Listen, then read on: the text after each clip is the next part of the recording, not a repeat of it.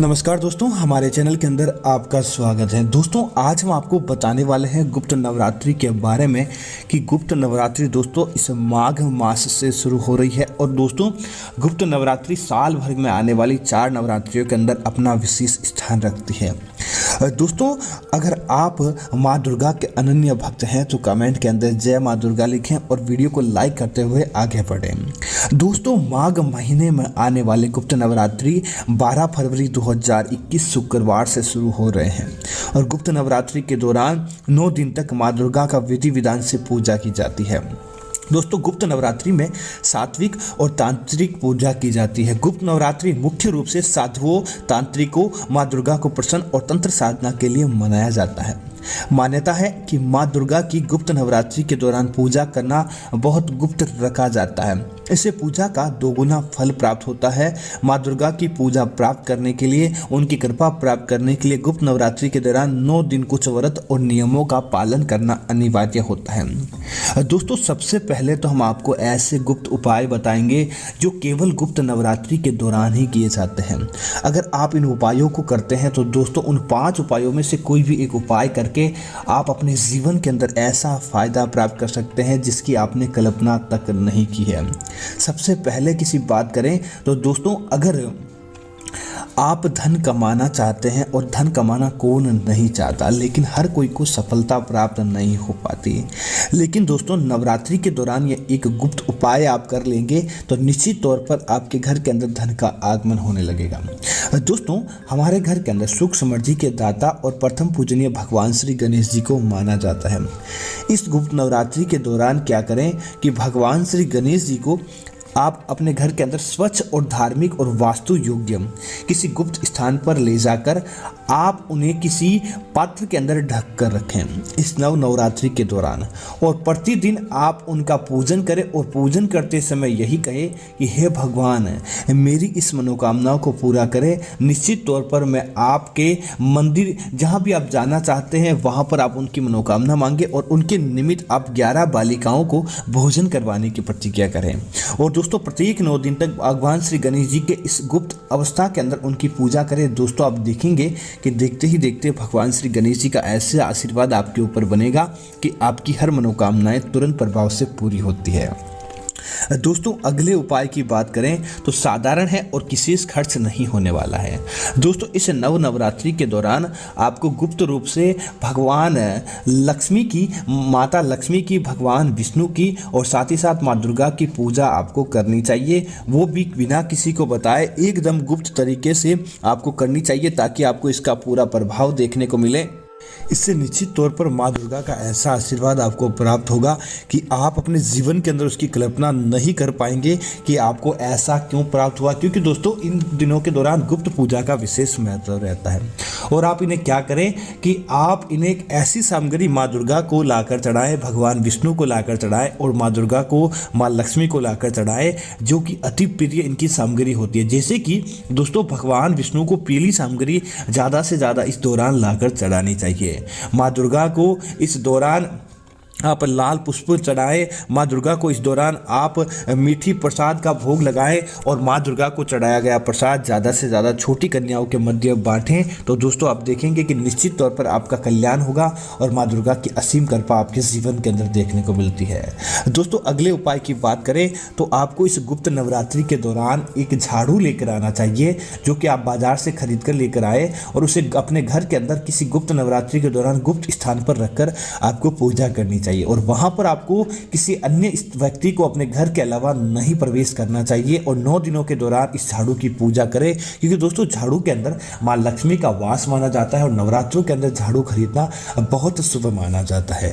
अब इनको घर के अंदर लाकर आप नवरात्रे समाप्त होने के बाद घर की साफ सफाई उसी झाड़ू से करें। आप देखेंगे कि जिस प्रकार आपने उस झाड़ू से साफ सफाई करना शुरू की है, उसी समय से आपके घर के अंदर नकारात्मकता चली जाती है और आपके घर के अंदर माँ लक्ष्मी का आशीर्वाद बना रहता है। दोस्तों, अब कुछ ऐसे बात होती है जिनके बारे में बात करते हैं कि गुप्त नवरात्रों के दौरान आपको कुछ बातों का त्याग कर देना चाहिए और ऐसी गलती आपको नहीं करनी चाहिए ताकि आपको अच्छा प्रभाव देखने को मिले, न कि माँ दुर्गा की नाराज़गी या माँ दुर्गा के क्रोध का आपको सामना करना पड़े।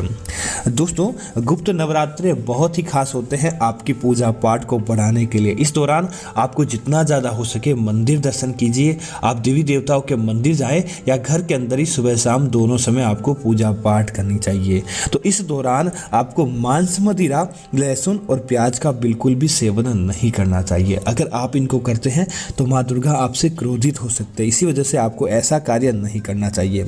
दोस्तों, माँ दुर्गा स्वयं एक शक्ति है, स्वयं एक नारी है, इसलिए नारी का सदैव सम्मान करना चाहिए। जहाँ पर दोस्तों नारी का सम्मान होता है वहाँ पर माँ दुर्गा और माँ लक्ष्मी संयुक्त रूप से प्रवेश करती है, अर्धनारीश्वर वहाँ पर निवास करती है। इसीलिए माँ दुर्गा का जो नारी का सम्मान करते हैं, माँ दुर्गा उन पर सदैव कृपा बरसाती है। विशेष तौर से दोस्तों ऐसा नहीं कि केवल और केवल नवरात्रि के दौरान ही आप माँ दुर्गा की पूजा पाठ, माँ अन्य देवी देवताओं की या फिर आप महिलाओं के सम्मान करें और बाकी दिनों के दौरान उनका अपमान करें। प्रति साल भर, पूरी जीवन भर आपको महिलाओं का सम्मान करना चाहिए। देखेंगे कि कैसे आपका घर माँ दुर्गा और माँ लक्ष्मी त्याग तक नहीं करती है। दोस्तों, नवरात्रि के दिनों के दौरान घर में कभी भी आपको, इन गुप्त नवरात्रों के दौरान इस बात को आप नोट कर लें कि घर में क्लेश, द्वेष या अपमान किसी का नहीं करना चाहिए। अगर आप इन नवरात्रों के दौरान किसी के जीवन के अंदर कलेश उत्पन्न करते हैं, द्वेष रखते हैं या फिर अपमान किसी का करते हैं, तो दोस्तों आपको ऐसा करने के मात्र से ही आपके घर के अंदर बरकत किंचित मात्र नहीं होती, आपके घर के अंदर से लक्ष्मी रूठ कर चली जाती है। इसलिए नवरात्रि के दौरान दोस्तों एक बात और है कि नवरात्रों के इन दिनों के दौरान आपको साफ सफाई और स्वच्छता का विशेष ध्यान रखना चाहिए। इस दौरान आप 9 दिनों तक सुबह जल्दी उठें, जल्दी उठ के ही आपको साथ ही सूर्योदय के साथ ही स्नान कर साफ वस्त्र धारण कर लेने चाहिए और भगवान की भक्ति के अंदर आपको मन लगाना चाहिए। नवरात्रों के दौरान आपको देर तक नहीं सोना चाहिए। दोस्तों, नवरात्रों के दौरान आपको काले रंग के वस्त्र भूल कर भी धारण नहीं करने चाहिए। दोस्तों, जो काले वस्त्र धारण करते हैं एक किस्म के एक अलग ही अघोरी धारण कर सकते हैं, जो कि कई सिद्धियों की विजय प्राप्त कर लेते हैं। वही इन वस्त्रों को धारण करके नवरात्रों के दौरान पूजा पाठ करते हैं।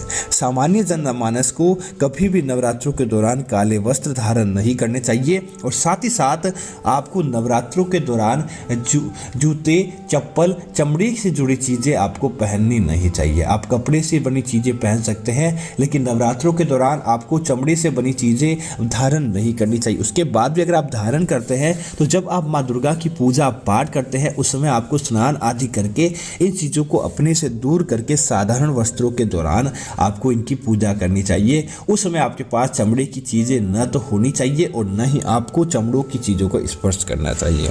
दोस्तों, मान्यता है कि नवरात्रों के दौरान ताल कटवाना, बाल कटवाना, दाढ़ी बनाना और नाखून नहीं काटना चाहिए और महिलाओं को भी आप इस दिन एक केवल और केवल मात्र शुक्रवार का दिन होता है जिस दिन आप बाल धो सकते हैं। बाकी दिनों के दौरान आपको नवरात्रों के दौरान बाल धोने से भी बचना चाहिए ताकि आपको माँ दुर्गा का वैभव प्राप्त हो, न कि आपके जीवन के अंदर किसी प्रकार का दुख दारुण्य देखने को मिले।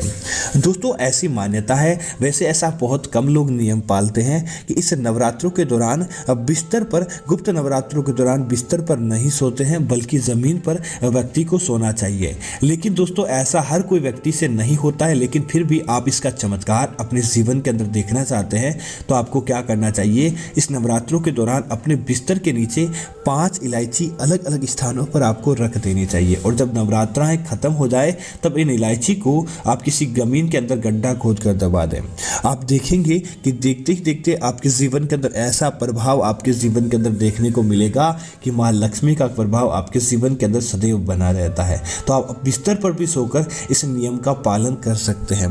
दोस्तों, इस नवरात्रों के दौरान अगर आपके मुख्य द्वार पर, आपके घर पर कोई भिखारी आता है, दान मांगता है या फिर कोई व्यक्ति मंदिर के लिए किसी प्रकार के समर्पण के लिए आपसे, सच्चा व्यक्ति हो, ऐसा नहीं कि झूठा, सच्चा व्यक्ति हो, आज के समय हर व्यक्ति की परख व्यक्ति को हो जाती है, या फिर आपके घर के बाहर कोई गौ माता आती है, इन 3 जनों जनों का भिखारी, आपके घर के अंदर आया गया कोई मेहमान, या फिर आपके घर के मुख्य द्वार पर कोई गौ माता दर्शन दे जाए। तो इन 3 जनों का अपमान आपको नवरात्रों के दौरान भूल कर भी नहीं करना चाहिए। आप सच्चे मन से माँ दुर्गा की पूजा कीजिए, निश्चित तौर पर आपके घर परिवार के अंदर समृद्धि देखने को मिल जाएगी और माँ लक्ष्मी की ऐसी कृपा आपके जीवन के अंदर देखने को मिलेगी कि यह गुप्त नवरात्रि आपके जीवन के गुप्त द्वारों को खोल देते हैं, आपकी किस्मत को चमकाने का कार्य करते हैं। इसी वजह से इनका विशेष महत्व होता है। तो मैं उम्मीद करता हूँ कि यह जानकारी आपको अच्छी लगी होगी। इस प्रकार की अन्य जानकारी देखने के लिए आप हमारे चैनल को सब्सक्राइब करें, कमेंट के अंदर जय माँ दुर्गा लिखें और साथ ही साथ वीडियो को लाइक और शेयर करना ना भूलें। धन्यवाद मित्रों। जय माँ भवानी मित्रों।